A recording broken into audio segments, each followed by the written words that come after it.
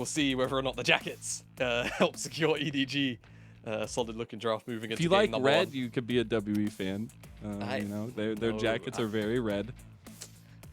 Red's not. I'm not a fan of red. What's your favorite color, Mazel? We're doing this before we Blue. get to draft. Blue? Are you a blue guy? Okay, Yeah, that's fair enough. I'm a blue guy. Yeah, Any blue's variation of blue. Yeah, what about you, real quick? Purple. Purple's my favorite color. Ooh, I like it. All right.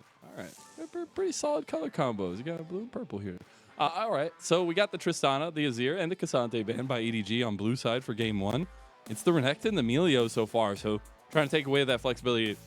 Again, I haven't gotten to see it since they did it before, but EDG love to like first pick Lucian and keep Nami and Melio open so they can play with your minds a little bit, but WE not falling for the trick this time around. We do also want to see this kind of continued focus, maybe towards Mako. No, it's going to be the Wukong towards Jie. All right, well, there's one big pick that's up, and it starts with N and ends in Eco. So I suspect EDG will pick it up first, unless they really I don't want know to what buy champion more. could possibly be talking about. Yeah, me I have neither. no idea. You've seen how powerful it can be time and time again. Oh, yeah, the LeBlanc is also up. Okay, so that's priority for EDG over the Nico. So WE All right, make an anagram with this one. I don't think that's an anagram, but make your little thing with this one, huh? Champion that starts with an L, ends with a C, Bonk? but it's not because it's two words. It is 2 words. What are you gonna do it's now? The blank, you know. So yeah, what can we say? Also Either about way, to blank these side lanes with a static shiv. So you know. Oh, okay. We need to stop. We need to get out of the silly goofy mood. First pick Jax. Okay, I like this. So Sejuani alongside it perhaps to make sure it doesn't get snatched up. You want a strong top side, and then you look to secure Nico on 3. I don't mind this if that's what WE want to do. It does mean that you could. Oh no, Renekton's banned away, so that's obviously what the idea is, I imagine. We'll see what WE have cooking up though, because if you do go down this route of going towards Sejuani now, then Nico on 3, you do leave your bottom lane potentially exposed, or jungle in general. Okay, it's going to be the Maokai ahead of the Sejuani. Objective control, vision control as well, very easy to achieve with this champion. If you start to pull ahead, it gets obnoxious, but EDG themselves can still find a counter matchup, I'm sure, on the top side through Arla and his extensive champion pool, especially in the duelist, right? Arla has things like a Fiora, has other tanks that he can lean on if he wants to neutralize this Jack, so it's not going to be impossible for him to do.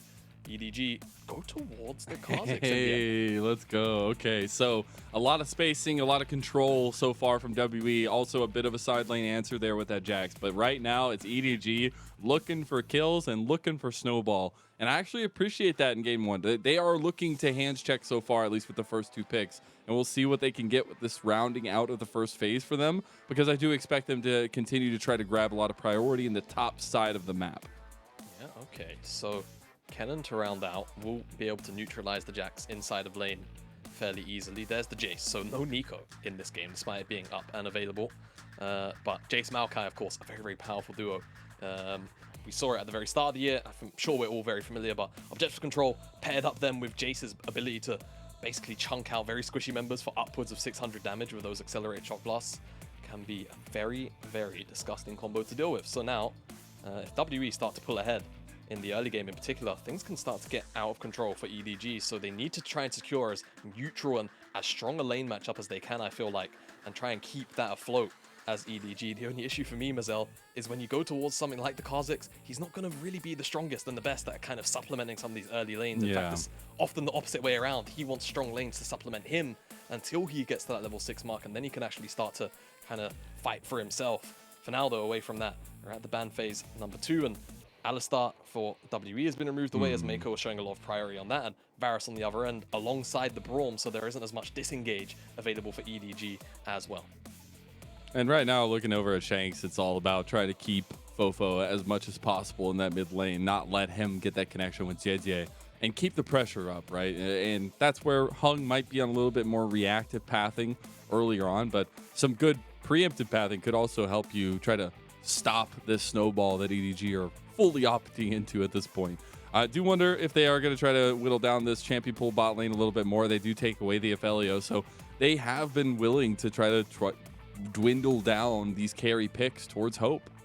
Yeah, they definitely have been, but I feel like this is probably a Kai'Sa angle if I had to wager a guess here from Hope. Obviously being able to go AP slash that kind of hybrid build actually enables a more poke variant of Kai'Sa, right? And when you've got Jace alongside Maokai, that feels like it would fit in perfectly, but they're going to blind the Rel. I mean, they did go for 2 support bans, right? So I kind of understand this idea of removing away 2 strong lane counters to this, but I feel like support matchup has way more sway in terms of what you can actually get done in the early stages. So holding that to 5, I feel like could have been higher value, but this is the option for WE, and we'll see how it pays off as EDG now have the opportunity to pick up their priority AD carry and the counter pick support into this round. I'm sorry, I know you're trying to be serious, but by God, that little gif of Uzi in the background there Yeah, I know, giving kisses out was adorable. We do get the Kai'Sa locked in for Uzi, so an opt-in. And something we've seen talked a lot about in the LPL. The win rate does not look good, but the consistency we see this pick and the amount of times we've actually seen it snowball with the different variations of builds has been really, really interesting to keep track of. Yeah, it really has been. You know, the addition of Shiv and just generally the item changes overall have been very, very fun to track with some of the AD carries who are kind of outliers to a lot of these more fun builds, as Hope is hovering over a couple of very fun champs. And like you mentioned, the smile is certainly there. Curious to know if it's just going to be the Jinx. It will be, as this is one of Hope's most played champions. And I think coming out of that 4-win streak, WE had Hope on something ridiculous, like 38% of his team's damage or something. And a lot of it was because of this Jinx pick. So we'll see what he can get done here in this game number 1 into EDG. Talking about momentum, well, Jinx is the queen of that, and really want to see if WE can pilot this. I love that they have an answer into a side lane pressure. It's a little bit different, though, than the LeBlanc, but the Jax will definitely be huge for Cube. I'm looking all eyes on Hung to try to navigate this early game here, not let EDG be the bulwark that WE can get through this early game with. Yeah, he has to be, for me. I feel like, though, they're not really going to be pressured, to be honest with you. Like, to me, EDG, I feel like unless the matchup in the mid lane gets out of hand, which it shouldn't, then they should be all right cruising towards those, you know, first couple of sets of items. And again, lane priority is going to be huge. And I feel like WE, despite what should have been, in my mind, the losing matchup if you blind the support, end up with a pretty okay matchup where they should end up with lane priority. And I need to see WE utilize that. Otherwise, EDG could end up cruising to a very, very easy first set of evolutions here for JJ on the Kha'Zix. And that's when things can get a little bit slippery, when fogs of vision start to pop up on the map. Well, we're getting to the nitty-gritty of the season for both these two teams. WE have a lot of games to play, but EDG, they have a solid path towards playoffs. All eyes are on Uzi versus Hope in the bottom lane as we hit to Xi'an and to Summoner's Rift, and the whole arena of WE. Game 1 kicks off now. And listen to those gyos. Chills. Genuinely. Mako. Oh, Mako. Oh, a little bit of that lollipop not going his way. We'll have to burn the early flash. WE early on with this level 1. Yeah, I think not only trying to get past Iwandi, but the slow kind of almost helped him out, but he just can't risk getting stunned up by the rail. So no flash down there. Hung could make a very, very early appearance towards the bottom side of the map and really make things quite awkward. As this JJ's really coming down here to contest this. Wow. Yeah, I'll be honest, I don't know who wins. Mako has no flash, so if he face check, oh, it's JJ, bye-bye. Oh my God. Wait, he's right there, but they actually missed the engage. What is going on? JJ will burn the flash. It is all chaos all early. Everyone's trying to get warmed up here as Iwandi will mount his steed one more time. We'll see this Rift Herald maybe be of importance later on. I don't know, especially with this early action, if we're going to get any more, because it feels like EDG are going to be on the back foot for a while now. Yeah, okay. So they didn't kill JJ, but they got his flash, and they still forced him out of his bottom side of the jungle. And with Mako not having flash in his own right, this could actually make the potential of a level 3 very, very plausible. So Uzi and Mako can't really afford to push this lane up too high. It would actually probably pay off better yields to keep it in a slightly more neutral state on their end. We'll see exactly what they want to do with the wave, though. If they can actually hard shove it and crash on wave 2, they can certainly sit a little safer. But you can see Hung on the minimap is behind them already on the Krugs. Looking for actually a fight 2v2. That's a big combo, as well as that Praise Seeker following through. The Ignite's not going to be enough, but they get the lockdown on a Hope. One more auto, It's not enough. Going to go through. Uzi taking a zap to the back of the head, but it's a tight tussle in the 2v2. This is exactly what we were expecting. Hung's with that red side clear of EDG's jungle. Finds the flash away from the dredge line, and Uzi. That's first blood going straight to Hung and straight to WE.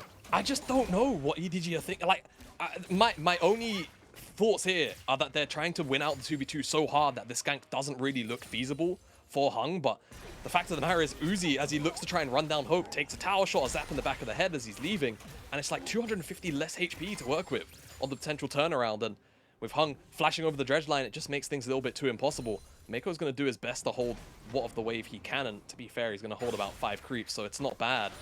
But still, giving over this first blood feels a little bit lackadaisical.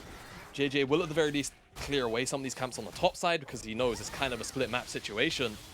But for WE, this is still kind of the desired result, right? Sure, Iwandi and Hope perhaps losing the summoner spells and the health advantages that they do, not great, but they pick up first blood on Uzi on the bottom side. Sure, it goes into Hung, but they know the top side of the map is at no threat of being dove because it's that Kha'Zix. Hung comes down here eventually. Great flash over the dredge line here. That was insane. Okay, we won't talk about that. That's fine. Actually insane. But right. Also, I'm surprised that EDG were so far up. Something we talked about in this was experience, right? And this is the most experienced bottom lane we have in the LPL. I was surprised that with all the pressure from WE on bottom side, they didn't expect anything from Hung. And we're playing so far up. Now, Cube is in some trouble on top side, but that's still an interesting point. Yeah, does still make me wonder. JJ, he's got Counter-Strike, lad. So he's just going to walk out. Q does go through it though, so still has to be a little bit respectful. Right? Yeah, exactly. Now, Arlo will pick up a plate, and that feels pretty good for the early laning phase. Might be able to get himself a Hex Tech Owlinator, and that does make those short burst trades very, very strong. There is Airy on Arla. I'm hoping, fingers crossed, he's not going shit, but maybe he does. We'll have to see. There's a Fofo who went out on this trade here onto Shanks. We haven't really looked over the mid lane too much, but it seems like they're almost even. Fofo's just pulling ahead a little bit, but can be expected on occasion if you are pressured out super early as Cube. This is a bad trade because Arla's leaving the lane. Unless he all-ins him and kills he just wants to all-in there, but does get the flashback in return. Cube getting a little bit low. Okay. It's a very, very sticky situation up there on the top side as Shanks gets the chain connected, does get the back stopped as well. Yeah. So solo lane's looking pretty strange for the side of WE, I will say. Shanks definitely looking for a window to reset. I don't think Fofo ever really kills without Ignite here. It does definitely feel like it'll have to be a very, very big overstep from Uzi has stopped that back. Mako in a little bit of trouble there. He'll be able to walk it out though, so not the end of the world. But this wave stay is not particularly a pleasant one, and Hung is on the bottom side of the map. He's actually beelining down here. But what does he want? He's been spotted out by that control ward. I don't think he's going to look for the aggression. Wrap around dragon. Yeah, I guess so. He's pulled it out of the pit, but EDG will surely know that's going on if they just look over the pit. They would have seen him there not too long ago. This dragon will get picked up. Can't do anything. Yeah, they cannot do anything at all. So, good bit of early pressure. I will say, because of where it is, if they drag the dragon any further, it could reset, but it should just be secured. JJ's going to look for a couple more cross-map camps. And only level 5 for now, but we are 6 minutes in, so he's actually on pretty decent pace, all things considered, especially when you factor in, of course, that early invade. Hung is making his way up there, but he should just about lose out on the camp, I think. But Shanks is Everyone from W is actually going around where JJ is. We get the 2v2 going back onto the bottom side, but JJ was forced out of the jungle, was able to steal away a little bit, I do believe, but Hung responded in kind top side. Yeah, Hung did. So, Mako, dredge line. Lollipop. Ooh. So, a little bit awkward there. Because of the angle that Mako found that hook on, the terrain stopped him from going forward. Yep. It was really strange, but that's just how the whole drag system works. Twice that the lollipop has not worked for Mako, or like has worked in his detriment, which actually I don't feel like I ever see. Ooh. No, definitely spotted him. But it's a battle for the Skull Crab, and it's first move from Cube, but Arla's a level up, and his ultimate a little bit more impactful in a skirmish like this. And maybe looking for level 6 here, but still halfway from it. Just wanted to try to push this wave and get that priority for Cube. Yeah.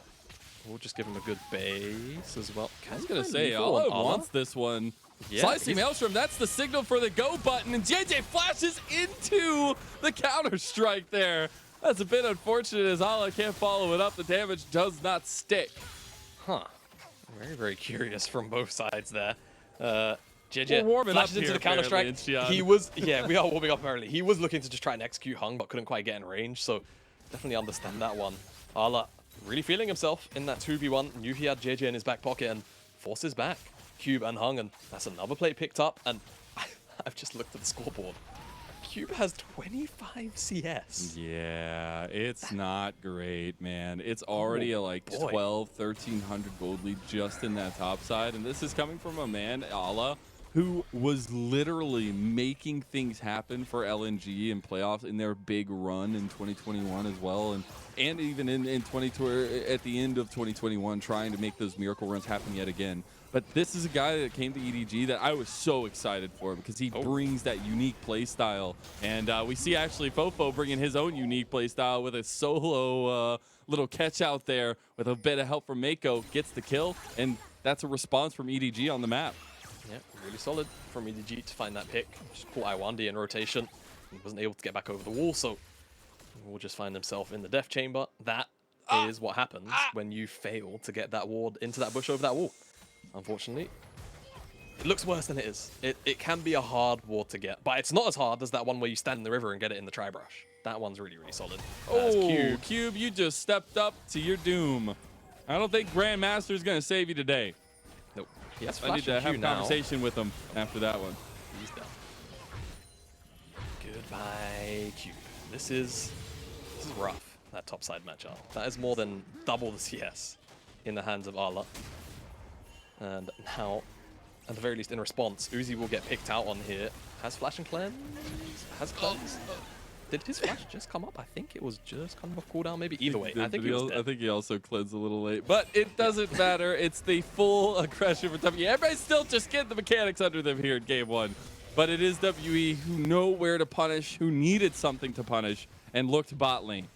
Yeah, they do find it. And, you know, if we're talking about the expectations we were setting up in terms of, you know, how we wanted WE to play, this is technically right. You know, Uzi getting, you know, a lot of pressure put down onto him, and a lot of it is coming from Hung and Shanks as a bit of a duo, and just ensuring that they have a little bit of coverage through the mid lane.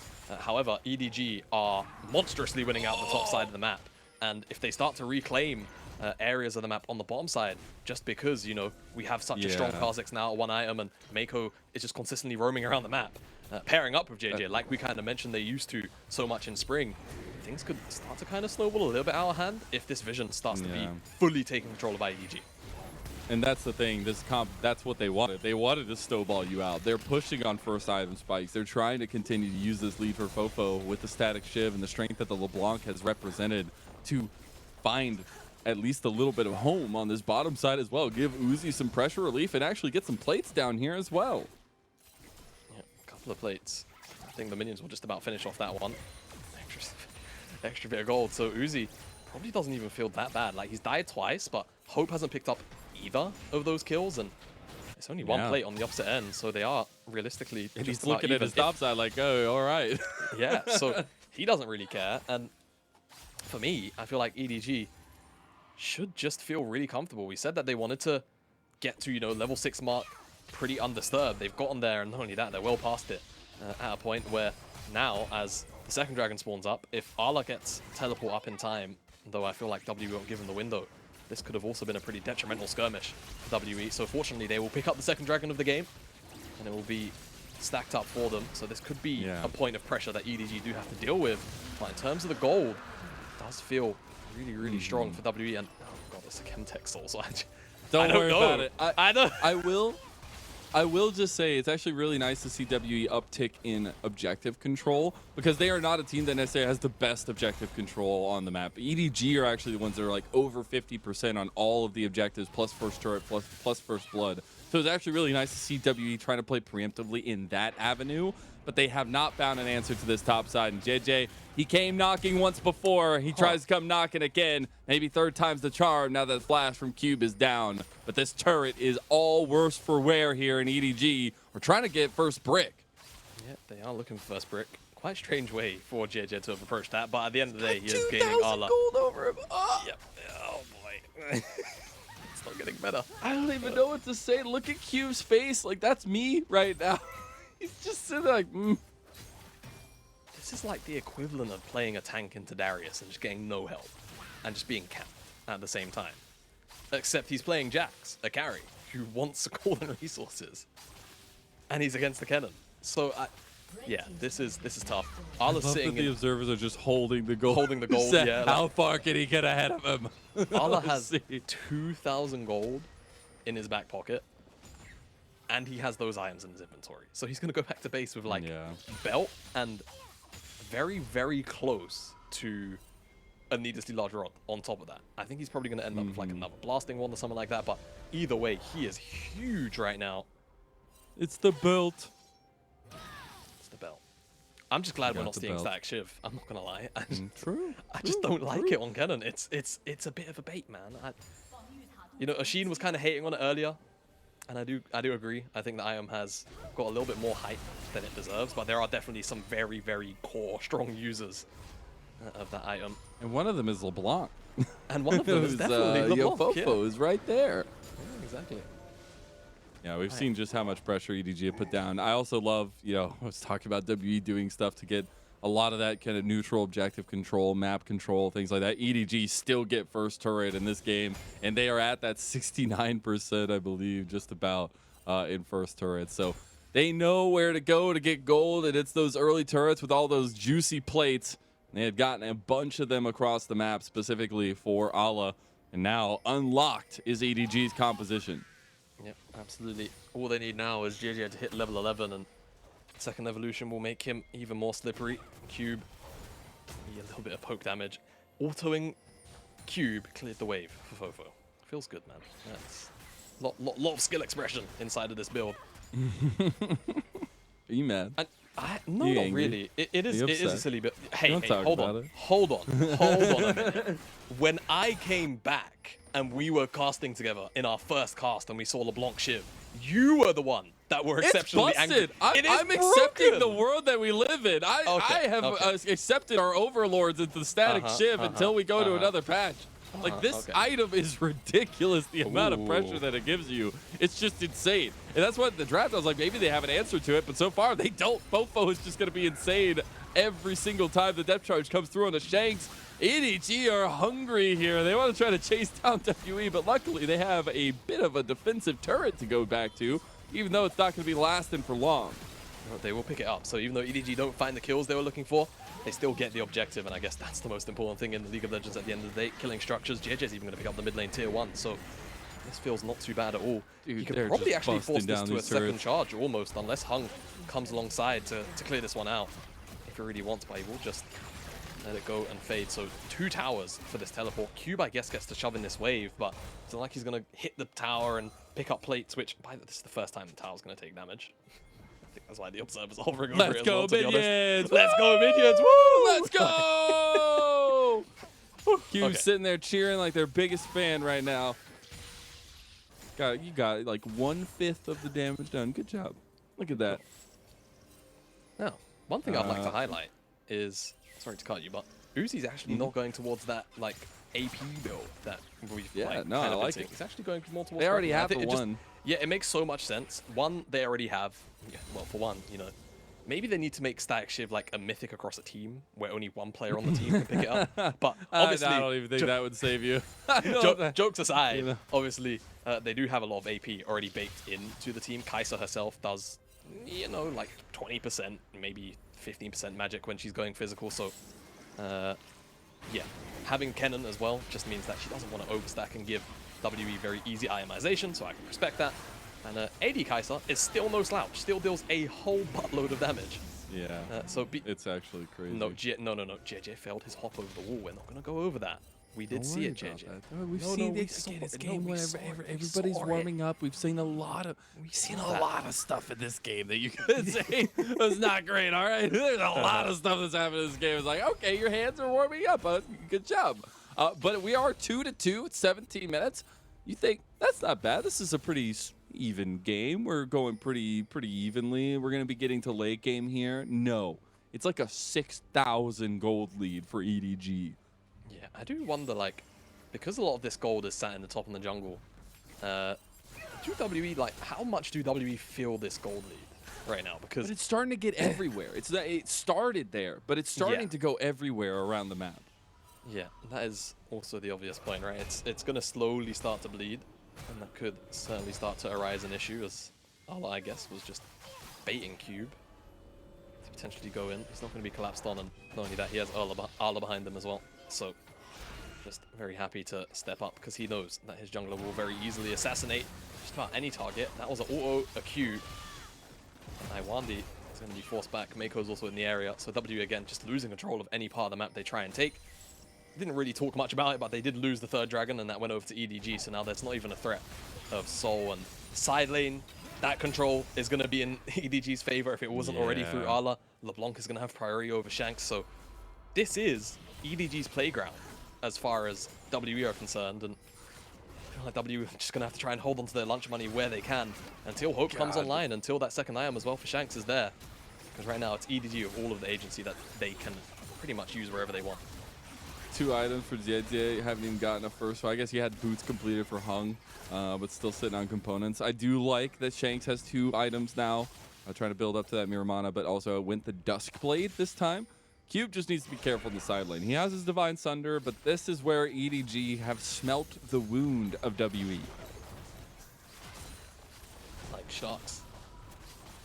Pretty much circling the bait, and they're not going to actually pounce on anything because Cube does give the space over, but at the end of the day, they still lose the tier 2, and it's tier 2 that's worth 600 gold. Split between both the solo laners who are already very powerful. Shanks, run! Run away! No, Shanks! Oh, he got the turret, he got the bounty, he's calling into the radio like, guys, I'm not making it back, but I hope you enjoy the gold I got you. Hope you guys enjoy the extra 100 gold in your wallets. I died for this. As yeah, this, I don't want to say the game's over, but for now, the game is in such, it's just so EDG controlled that for WE, they kind of have to hope that somebody makes a mistake. They have to prey on it very quickly. They've got a couple of good tools for it, but again, the fact that Arla's 2 items, I don't want to predict the game here, but I feel like WE are going to like find a pick.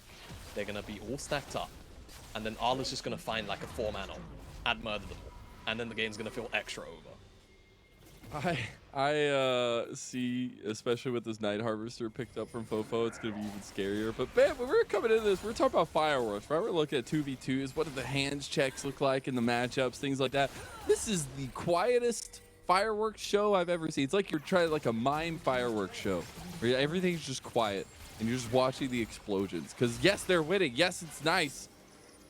But we're still 5 kills total in 21 minutes. Maybe that's about to change here as Mako and the rest of EDG find a nice little engage onto the side pick off here. Jie and Uzi in some trouble. Shanks gets caught though, and now it's Iwandi who goes in for the big engage. WE are just pulling all or nothing right now, but a slicing maelstrom from Allah gets shut down as well, as you now have a nice little move from the reset from Hope, but if Fofo shuts him out as well, and he, with this little 2-item spike, 2.5, has been able to pick apart a couple more members. It's a good fight from WE though.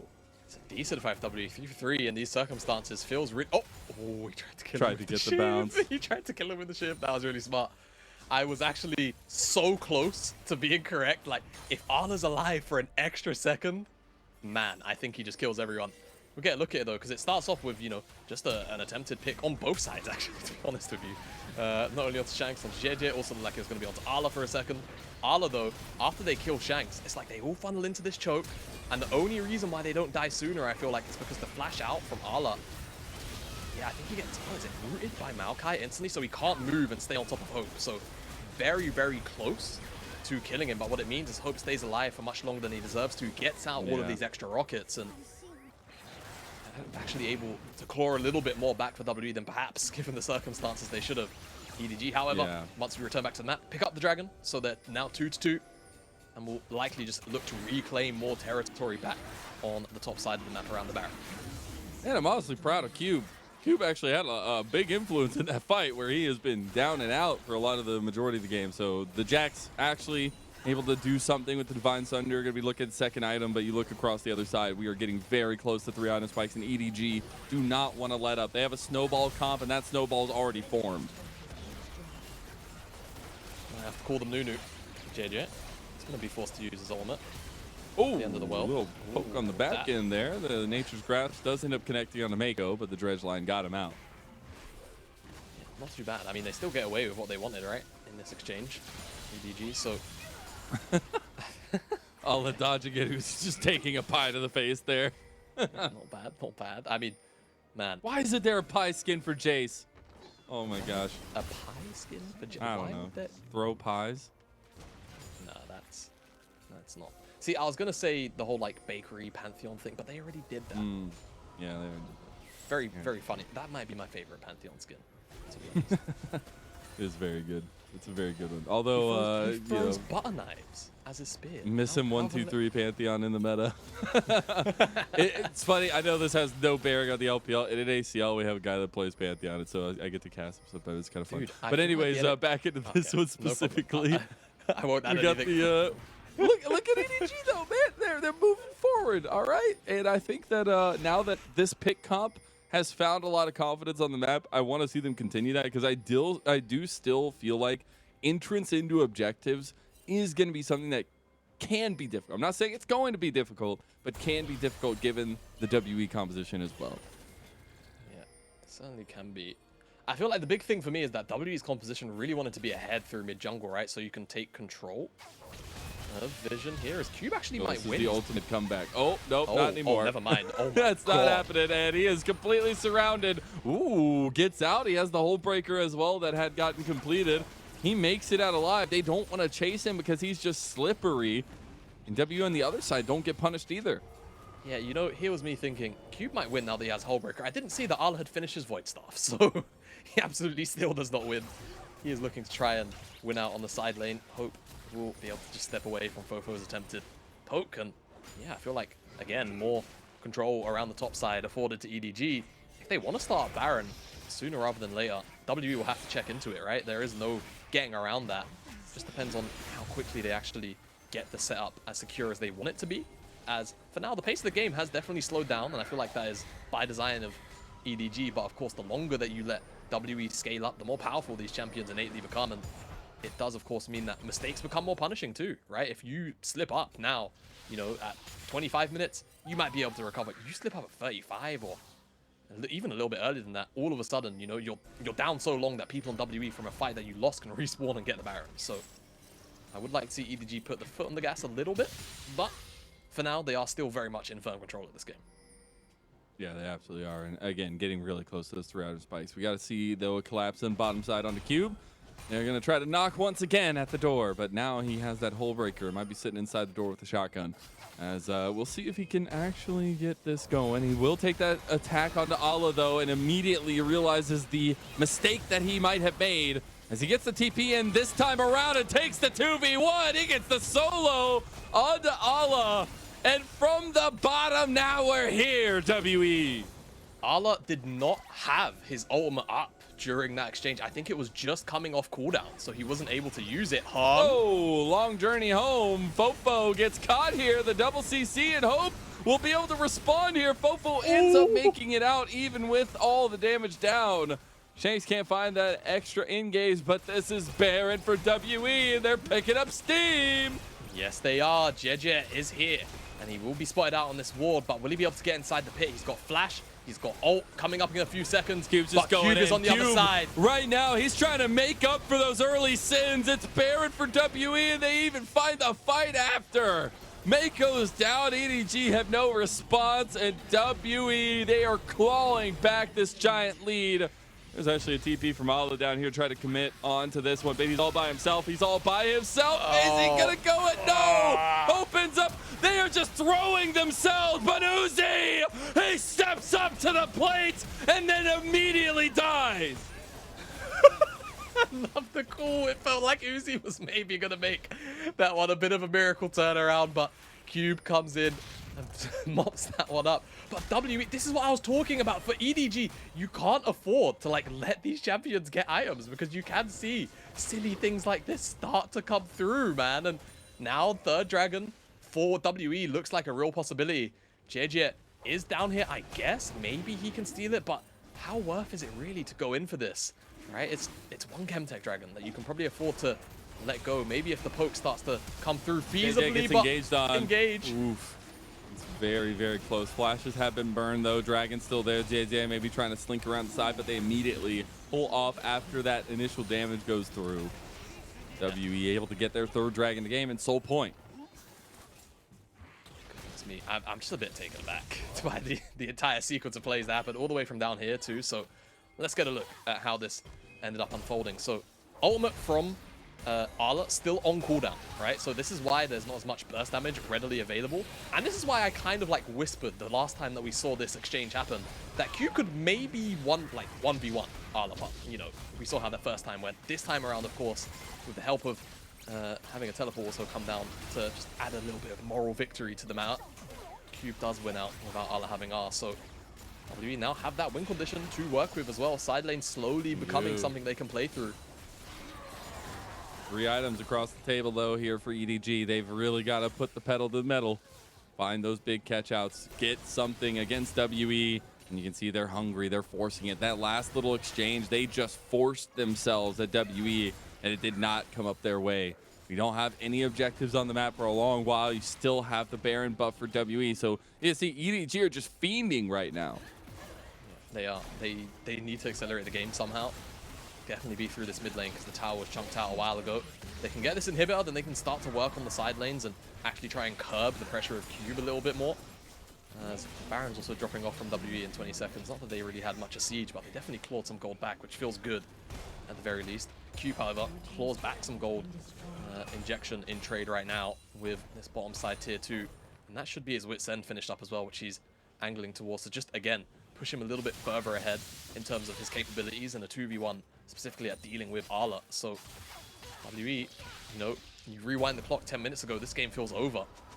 And now they've had that chance at picking up the Baron, and Cube has now fully come online on this side lane. It's become a very tricky affair for EDG to actually close this out. I found out what happened. Somebody unplugged the sound system to the fireworks display. That's what happened. See, now we're getting all the fireworks and all the sound with it, okay? It just, you know, technical difficulties.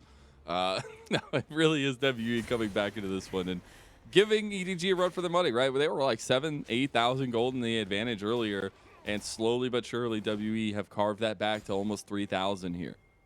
Yeah, I've got to say, I mean, I know we're waxing lyrical about Cube right now, but I think it's more in the context of this guy was down like 2,000 gold, 3,000 gold individually, had his tower taken whilst the plays are still on.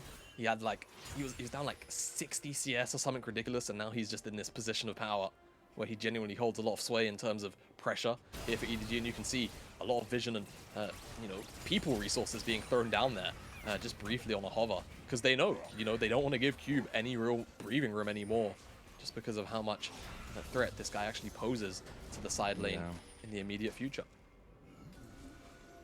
You see that third item now coming online for a lot of members of WE as well. So they are right in the tussle for EDG, and this where the execution bar of EDG for themselves has actually risen through the roof. They've got to try to find as many picks as possible because their health bars will not hang with the kind of style that the composition of WE represent. It will start to become a bit of a tricky angle for EDG to find, right? We often used to see, like, for me, Rel, obviously her engage is one that's particularly powerful, right? But I do feel like her counter engage and her ability to shut down mobility is also something that is very, very scary. I think with the older kit, it definitely felt a little bit stronger because the E as well, right? That chain, long chain E stun used to be particularly powerful, but now that it's loaded into the Q, you can still do the exact same thing on a much easier to hit skill shot. So even if the EDG like find an angle and try and, you know, dogpile into a target, if Iwandi's there and doesn't get one shot immediately, he can slow down a lot of the approaching divers trying to find the carries of WE as well. This is huge. All right, we got 50 seconds for a dragon. This is soul for WE, so something EDG have to be there to fight for. You just got Zhonya's. 4th item completed for Allah. You actually have a nice team fight coming up here. But Cube maybe going for a preemptive strike. Has found Uzi, but he goes invisible. Cube can't chase him down. WE, they are swarming onto EDG. And Hung finds Mako. Oh, goodness me. WE might just get soul off the back of that as well. I mean, Dragon spawns, or Baron rather, spawns in 10 seconds. They can even go to that if they really don't care about this. But soul always going to be slightly more highly rated than a Baron. It's the permanent buff after all. Even if it's a Chemtech Soul, that's going to feel quite good, right? I mean, hey, this is a game where being bursted down below 50% HP against Poke and against All-In from a cannon, forcing it. Pretty reasonable. And yeah, so EDG are trying to make WE kind of think about their next couple of moves because they're all on the top side alongside this Baron, considering the startup. So WE have to just play this mid lane wave for now and actually wait to see what EDG are angling for, but they can't check into this fog. Arla and JJ waiting in the darkness. Very, very scary. Now WE will look to try and send, at the very least, Q back over to that Dragon, get that one started up and see if they can buy enough time for it to be secured whilst they just hold hands of EDG and ensure that they're not actually on the Baron. Mako has made it back out onto the map. That's actually pretty big for a lot of the engage. Fofo trying to find hope here as well. The Dragon is going down. EDG are struggling to find something back, but now they realize they need to find something. They've got to get something as that Chemtech Soul takes the rift in WE's favor. It is back onto the Baron dance. EDG go. Yeah, they have to look for it. Hope's gone to the Wolf Camp just to try and vamp up a little bit of HP. He will make his way back the over. ultimate power spike for WE, though, it feels like. EDG are desperate. They got Mako Hope on the bank. They are nowhere near. That timing on the Nature's Grasp, but Allah, he wants to make it happen. One by one are the dominoes gonna fall. Uzi, he's in the back line. He's got the killer instinct, but he's locked down. And WE, they might have just done it. Cube is so big. Shanks is so big. And that's 2 kills for Fofo. He's dodging. He's weaving straight into his grave. Too many hands to dodge from the side of Fofo. WE, they get just about everything they need in this exchange. They do lose 3, and the Baron's still up on the map. But it's EDG who are looking for that fight, so to not actually lose any crucial members, or most importantly, the Baron in this situation is perfect. Cube is still on the map. He's going to take off this last tier 2 on the side of EDG. Actually, no, they've got that tier 2 in the top side. Doesn't really matter. Either way, this is just Mako going in and looking for hope. You understand it, but it's just a little bit too far. Arla as well, I think, was pathing around, and then he recognized how quickly that engage was, so he had to take a bit more of an awkward path. Still finds a good ultimate. Uzi as well, backline, has to go Zhonya's early because he knows that Cube is going to pull the trigger on the counter-strike. He cannot afford to actually finish off the big tree, but fortunately JJ was in the backline to do just that, and Fofo does his best to break some ankles, but unfortunately gets his leg snapped instead. You find a little bit of medical action going on for EDG. They are struggling here as the lead has now crested over to WE's side for the first time in this game, 35 minutes in. And if that's a comeback, oh my goodness, what a way to do it. They are looking on the precipice here, and it feels like all momentum and all confidence has ceded over to Team WE. Almost entirely. WE just need to get this Baron, and once they get it, they will feel really, really good. The only issue is, you know, you're putting yourself in the pit against Kennen, who is so powerful. Is actually going to cap off at Morello, though. Isn't going to go towards Death Cap here. Wants the anti-heal, or just wants the more immediate power spike, potentially. So we'll see where or how dangerous Arla can be and where he'll approach from. But Cube is such a menace on the front line. He's also got the Zhonyas now, so he can dive even more aggressively into the back line if needs be. The GAs too for WE. They actually have 2, one for Shanks, one for Hope. You did get one for Uzi as well, so everyone knowing these fights are going to be important. Momentum is key. And Mako, you can't get caught again. You got Fofo on the flank, though. They're trying to separate it. Mako's still pretty tanky. Allah trying to look for his engage. Finds it as Fofo goes to the backline. This is the fight they needed. They're picking him apart, but WE, they turn so fast like a striking viper right on the EDG. It's too much for EDG to handle. Uzi, I think, ended up in the mixer a little bit too quickly. And now WE should be able to close out this game from what was almost a 10,000 gold deficit. Holy cow, man. Fofo just trying to make it happen, but they are barreling straight to the Nexus. Team WE, we had doubts. We were asking for them to find traction, and they found traction in game number 1, but it came after 30 minutes, and they are running straight to the nexus of EDG. Game 1, a willful battle from EDG, but it's WE who end up bringing them to the table. Team WE with one of the most funny comebacks I think I've seen in a little while. And I have to say, whilst we can obviously sit here and credit WE, this had to have been a game that EDG closed out. They were almost 10,000 gold up with so much ability to just stranglehold WE out. But they get a little bit over zealous, I think, on the side lane, right? Going for Cube because they felt like he was still the one that they could pick on. They go for the play, and then things just start to crumble from there. Things definitely